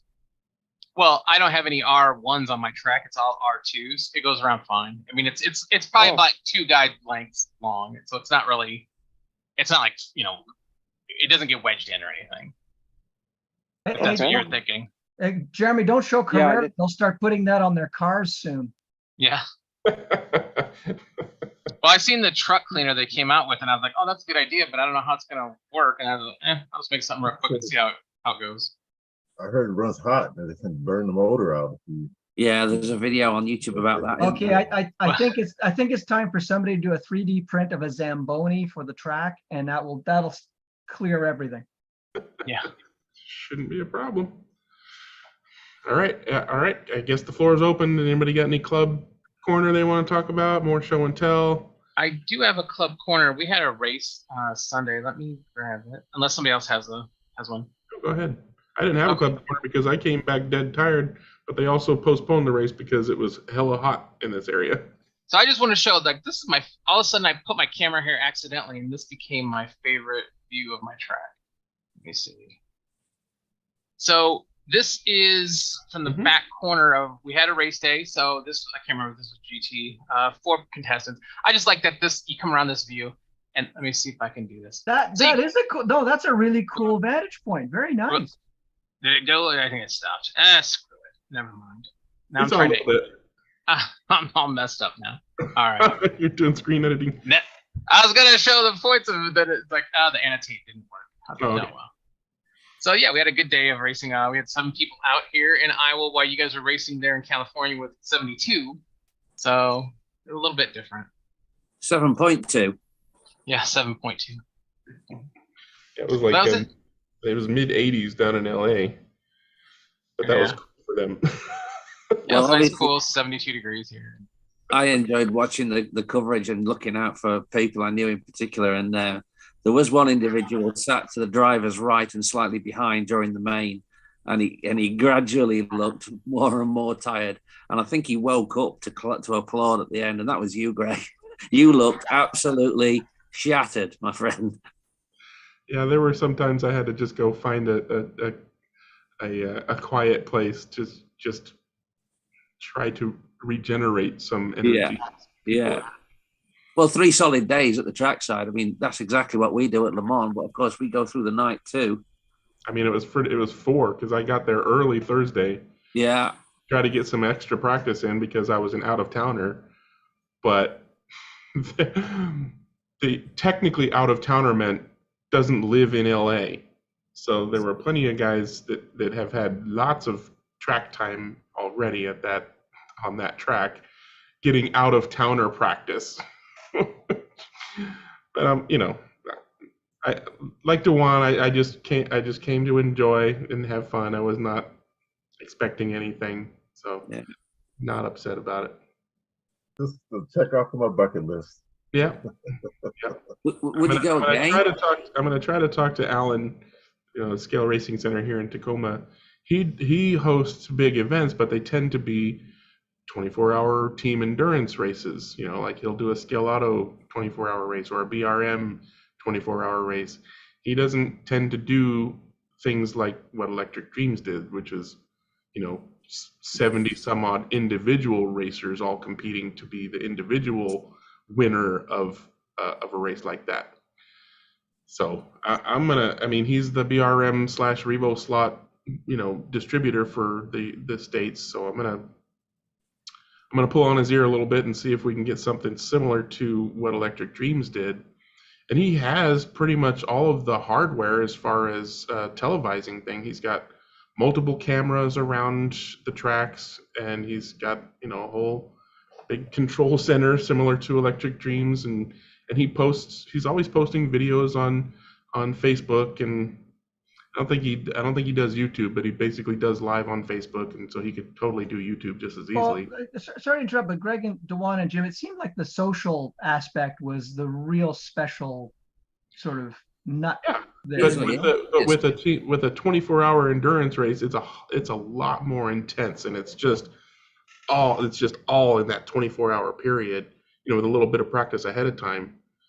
Something like what Electric Dreams did facilitates a lot more of that social interaction, because you can't have 70 people all, focused. I mean, they pretty much were, but there was plenty of time. Well, I saw a similarity between old guys hockey tournaments, because honestly, 75% of when you show up at a hockey event is just hanging out with the guys. Yeah. There's a lot of camaraderie there too. Courtney's on his way now. He's leaving for the next year's race already. Yeah. See you there, Courtney. When you have those events in Portland, I assume you don't get a lot of out-of-staters, do you? It's mostly just local guys, or do they get people from everywhere? You talking about me in Tacoma? Yeah. You said in Tacoma. Where? Oh, no, they come from a pretty wide area. I'm pretty sure. Yeah, he's got international people. He's certainly got Canadians coming down, because that's not super far from the Vancouver, BC area. And we don't count them as people. But yeah, usually the guys from BRM come to participate, and it's as international as the Electric Dreams race was. Okay. And certainly national. Just a different group of racers, because he tends to host BRM and Scale Auto 1/24th for those 24-hour races, and it's Jocham and Jim and NorCal and all those don't really race those cars. So, but I think if he did a Revo slot, that would bring in a different crowd, and I think doing a similar format of racing rather than straight block of 24 hours will appeal to a wider range of, like, I never do the 24 hours. I'm a half an hour away from his shop. I never do the 24-hour races, just because I know that ain't happening, and I'm not even gonna be on somebody's team to screw them over by being on their team. That's just not my bag, baby. So if he could do something, huh? Doing a 24-hour race is a grind. No, yeah, hell to the no. But if he did something like what Electric Dreams did, yeah, I'd be down there in a flash. Greg, ask Alan about the race he did in Las Vegas, because he did with the rain. No, he did a slot car week or whatever he called it, and there was multiple events in like 3 days on different tracks. And he's got multiple tracks. And I think one was an IROC race, one was a team race, one was an individual race, one was a build with your own race. So it wasn't just a single individual race. It was a slot car weekend. And he did it in Las Vegas. How long ago was this? 10 or 12 years ago. Okay. So ask he'll remember. I'm sure he'll remember. Oh, I'm sure. Oh, he's got a long memory. That's not the issue. And Dewan lives in Vegas, so you got a hookup there. So Well, I gotta tell you, He's got a fantastic facility. His facility is as good as the Electric Dreams facility. I love Electric Dreams, but Alan's facility is easily just as good. He just needs to want to put on that kind of event. And I'm going to see if I can, the multiple, the 3-day multiple event weekend. So you're trying to promote slot car racing with multiple events, different things. And you can have seminars, tech seminars, whatever you want to throughout the weekend. It would be great. Yeah. Well, I got to tell you, I wouldn't be tempted to participate, but I certainly would be tempted just to go and meet everybody. That would for me would be something. Yeah, and there were people down at Electric Dreams that were there just to be there and see it and you only need to go and take your GoPro and do what I did. Well, I've got more, but it'd also be nice to record people ignoring me in person. I think that would be great. Yeah. I have that pleasure. You say? Nobody ignored you, Jim. It's good. It's fine. All right, I thought I heard somebody else trying to chime in on something before I interrupted them. Now's your chance. Michael has a hand up. There it goes. I was just about to call on Michael. Mike, what you got? You have to unmute yourself there, buddy. Okay, now I'm unmuted. We had Slotto this past weekend, which is we have 3 classes of 124 scale cars. We have stock cars, retro Can-Am, and LMPs, and it's a full day of racing. We had 19 guys, and I had some problems, but finished mid-pack. Felt pretty good because all the fast guys from down south were there, and it was a pretty good race. But man, I'll tell you, in this heat, that stuff is exhausting. Even with the air conditioner in there set at 60, it was beastly, and it was more of survival as much as anything else. But it was a good time. And then on Monday we had the other 2 guys came over and we had our regular races, and Shiggy and I had a really, really good race. We did 10 to 14, 15 laps side by side or nose to tail, and really for quite a long time. We had a good time. And of the 3 races, every one of us won one. So it was, different strategies and different problems. And there were some challenges because I picked the GT3 cars that were the worst of my fleet. So I thought, well, they're pretty close to each other. I'll run all of those together. And that was a challenge for all of us. So, but it did promote some really, really good racing. Had a great time. So, and the videos are up on Road America Northwest. So if anybody wants to watch it, boring bunch of guys racing toy cars. Aren't we all? Yeah. I mean, just because that's all I got. Just because you didn't have somebody walking around with a microphone and pestering people doesn't mean it wasn't the exact same thing happening at the track. Yeah, true enough. I've actually toyed with the idea of live streaming the thing because sometimes the banter between it gets interesting. Uh-huh. And the way we set it up, we usually do about 20 laps of practice, and then because this will be the first time that they've seen the cars. And I generally run a couple 100 to 300 laps of the cars in between. So I have them set up fairly decently. And I know if I have to make balance of performance changes and stuff like that, which I do, I'm experimenting a little bit. The only thing I've still got that annoying problem with it, shorting out and sending the cars off, but I've gotten pretty good at shutting it off in time that we, especially with the ghost cars, we actually abandoned the ghost cars this time because the formula cars were just too tough to do with the ghost cars. We were having all kinds of problems with getting, as we call, ghosted, where the ghost car would take because the ghost cars are magnet cars, they would take the shortest line, and you couldn't even pass them in the corner. So it made it really hard. Many times where it was like just a touch, and with formula cars, it doesn't take much. They roll over the wheel and then you're off. Yeah. So what he's saying is, I can't stand the ghost cars coming up behind me. I mean, that too, but you can't push it hard if you're next to another F1 car. No. Imagine the ghost cars putting laps on you and basically winning. Yeah. But the biggest problem is, of course, since they're magnets and they run a straight line through the corners, they instead of going out at all, they will run a straight line, and of course, then they don't leave any room. So yeah. So they basically take you out from the outside because you're on the inside, and they're not sliding at all. So yeah, even if you're creeping by, sometimes it'll be not enough room. I'm hoping I got the polycar track up and running now, and there's a lot of stuff, but I got some of these. These are Ninco to Scale Electric, and I'm going to do what I do with most stuff that I get, is immediately cut it up and modify it. I mean, really, it shouldn't be too hard because you're basically it's the correct lane spacing to the correct lane spacing. So it's really just tabs and metal that you got to make.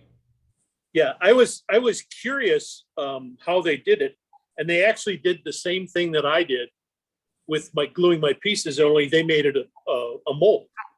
So they've got halfway down, they've got a liner, and then they cut the liner off, bring it to an edge, so that the car can slide through it real easily. So, this could be the end of my problems if I just glue one end here and one end here, and that's very close to the length of a full straight. Well, we can't see that. Yeah. If you glue the Scalextrics on one side and the polycar on the other, then you have a track that will adapt Scalextric to polycar. Yep. Which they could do if they did the same thing that Ninco did. It instead of adapting a polycar to Ninco and going through the long piece that makes it the 3 to straights, you've got about 2.5 straights length in order to do a lane changer. And I think that'll work out okay. So we'll see. All righty. Well, I think on that, we're going to end our time. And until next week, everybody wave bye. I'm hitting the end button. Let's wait for 30 seconds. 3, 2, 1.